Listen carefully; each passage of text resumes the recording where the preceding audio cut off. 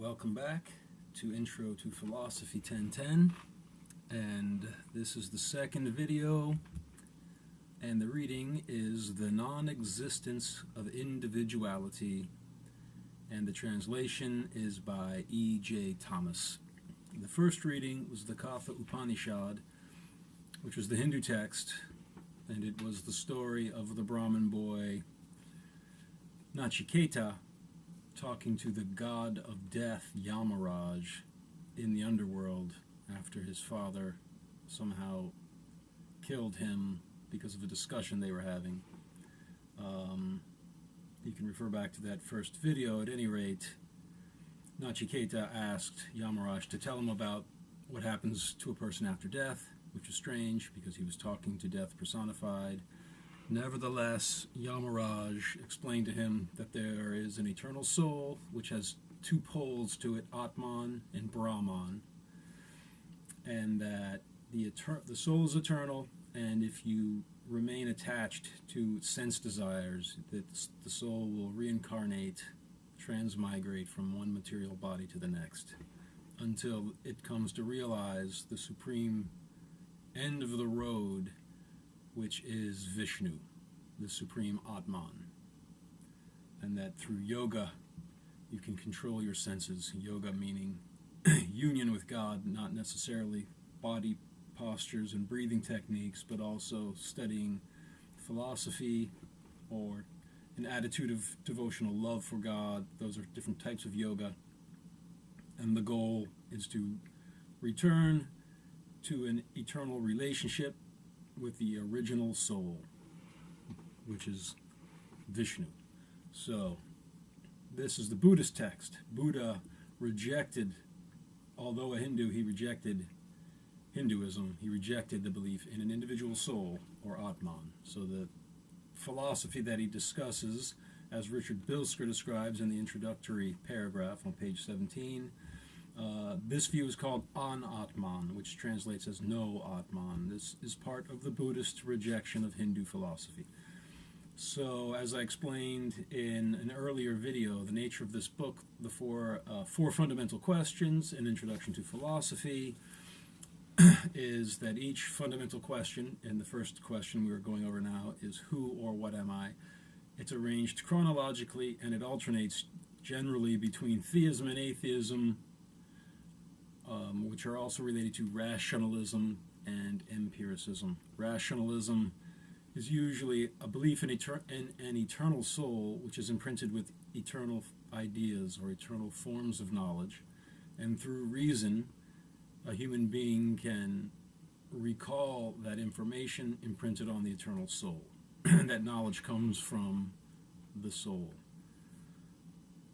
Empiricism says the source of knowledge is your bodily sense perceptions, or just sense perceptions, which you can see, smell, hear, taste, and touch. And usually empiricists lean towards atheism, although not always.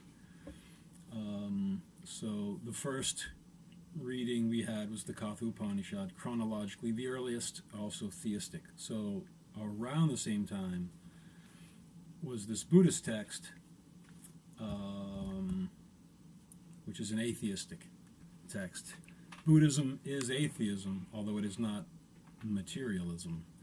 It doesn't say that we are these material bodies, and it even believes in reincarnation, although the goal of reincarnation isn't to have the individual soul return to Vishnu, it is to have the individual, there is no soul, to have this illusion of individuality merge back into the undefinable, impersonal void. So there is no self. That's the main point made in this very brief, it's only 2 pages, so it's just a rejection of the philosophy of an individual soul, and it boils down to that there is nothing that stays the same from one moment to the next. So there can be no enduring self. The idea of a self is just a word. It's a shorthand way of referring to each other, although a more exact way would say that there is no enduring thing we call a self. There's thoughts, there's sense perceptions, there's emotions, but they're fleeting. They come and they go. Where underneath of it all, where is the thing that is the self? There isn't one, so says the Buddhist philosophy, which is espoused by and expounded by the Buddhist monk Nagasena. I think I'm pronouncing that right. But Nagasena, so this is taking place, according to Richard Bilsker, anywhere between 100 BCE and 200 CE. So BCE, before the Common Era, CE is the Common Era. It used to be BC and AD, before Christ, and Anno Domini, in the year of our Lord, but not everybody accepts Jesus as their Savior, so it's not, so the new terms are BCE and CE. Probably you already knew that. So this is somewhere between 100 BCE and 200 CE, and it is a conversation between the Buddhist monk Nagasena, who's an elder, and the king, the Greek king, Milinda is what the Buddhists called him, although Menander the First of Bactria is how Richard Bilsker describes him. And he was, Alexander the Great took the Greek culture and conquered all the way down into India, although he was repelled. Nevertheless, the Greeks maintained a fort in what is currently Afghanistan, in a town called Bactria. And the king, the Greek-speaking king who was residing there, is having a conversation with a Buddhist monk, and the context of this conversation is interesting because they name, there's 500 Greeks there, so 500 Greek soldiers, and 80,000 brethren, they're called, which are the local population. So if you've got 500 soldiers trying to occupy a land, and there's 80,000 other, the locals, it might be wise to seem to defer to their religious leader so that they don't feel as if they're being oppressed as severely. If the invading force's leader surrenders to our religious leader, then in some sense that invading king is at least being subservient to our ideals. So there's a potential political motive for King Milinda to accept this philosophy. Maybe not. Maybe he was genuinely believing in it, but here's the gist of the argument. So if you read on page 17, the first paragraph is E.J. Thomas's preface. It's not clearly separated from the text. It's not the classic Buddhist text. If you get down, and he talks in there about the similarities between Plato's philosophy and Nagasena's philosophy. I'm not going to get into that now. I'll come back to it when we go over Plato. So on page 17 at the bottom, it says, "Now King Milinda approached the elder Nagasena, and having approached, he exchanged friendly greetings with him, and after the customary salutations he sat down at one side, and the elder Nagasena returned the greeting, whereby he won the heart of King Milinda. Then King Milinda said to Nagasena, 'How is your reverence known? What is your name?' 'O king, I am known as Nagasena. My fellow brethren address me as Nagasena, but whether parents give the name Nagasena, or Sarasena, or Virasena, or Sihasena, nevertheless, O king, Nagasena and so on is a term, appellation, designation, a mere name, for in this matter the individual does not exist.' So King Milinda said, 'Let the 500 Greeks and 80,000 brethren hear me. Thus says this Nagasena, that in this matter the individual does not exist. Is it a wise thing to approve of this?' So the king is then going to present some objections to this philosophy. He says, well, if there is no individual, then who gives you the medicines that you give to the sick? Who prosecutes the criminals who commit murder? There is no murderer, there's no one murdered. You're not even a teacher. You're a great monk, but really you're not. Can you really have a society if you don't believe in the existence of an individual? It seems like there would be no reason for me, the king, to enforce the law or to give charity to you, Nagasena, and then you distribute it to the poor. I guess all that is unnecessary.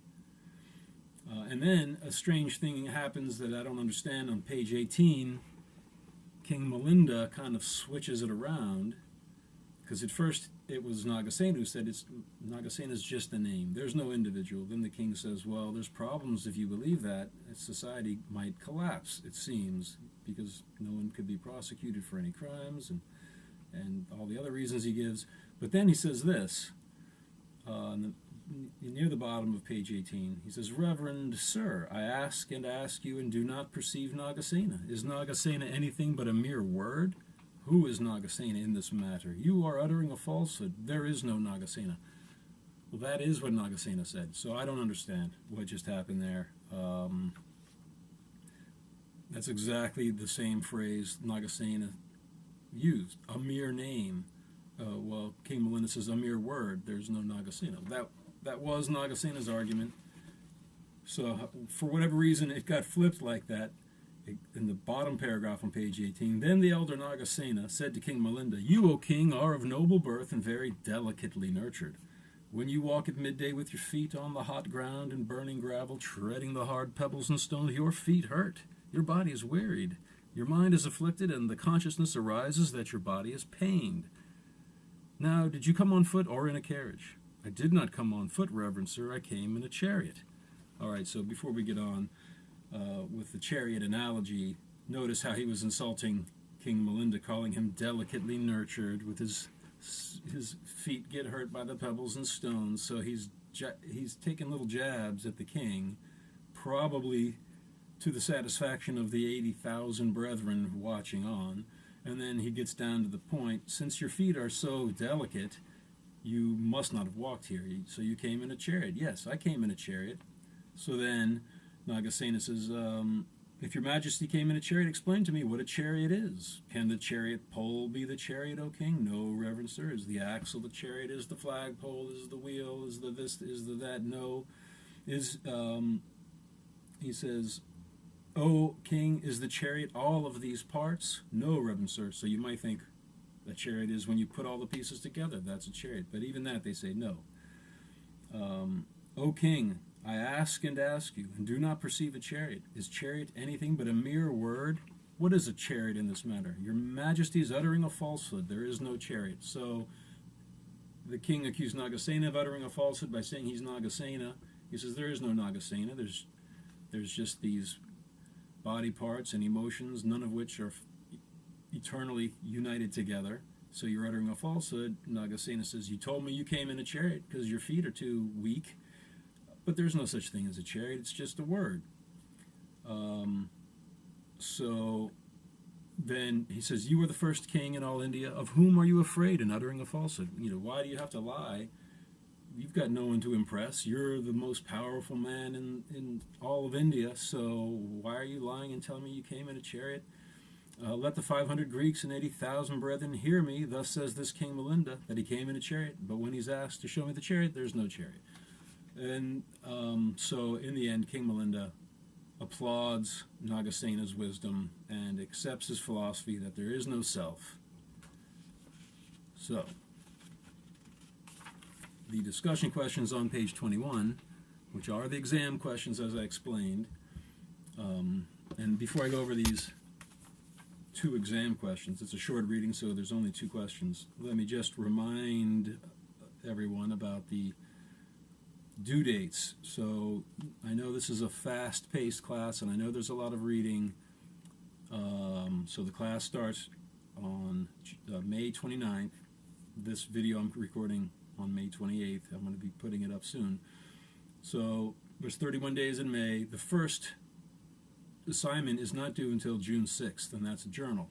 I explained what a journal is in the syllabus. You just pick any part of any of the readings for whatever fundamental question we're discussing when that journal is due, and just give me your opinion.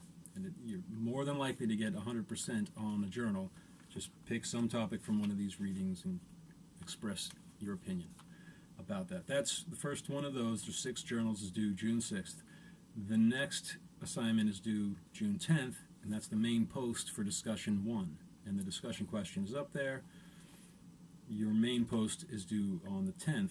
Journal 2 is due June 13th. Your 2 responses, at least 2 responses to other students' posts, is due June 14th by midnight. These are all due 11:59 p.m. on the day that they're due, so the very last minute of the day. And then exam 1 is not due until 11:59 p.m. June 15th. So you've got more than 2 weeks before the first exam. So if you've ordered your books and they're not in yet, you'll have some time. These videos are going to help you, and so just don't sweat about it too much. Things should work out. So page 21, discussion question 1, explain how the chariot analogy is supposed to work. So I explain that there is no self. It's just a name. When I say myself, the word self, the only existence it has is a word. It doesn't really refer to any individual that exists from moment to moment, is what a self you would think. I am me now. I am the same person I was when I started making this video. A Buddhist would say, no, you're not. There never was a self. At every moment, there's just a flood of different sense perceptions, emotions, and thoughts.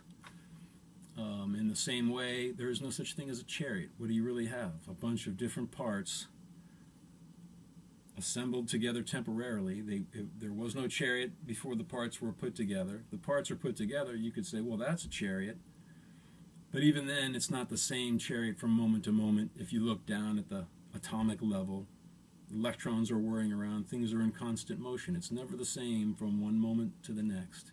There's nothing anywhere in existence that stays the same from one moment to the next, so there can be no permanent self. That's the whole, it's a 2-page document, so that's the point they're trying to get across.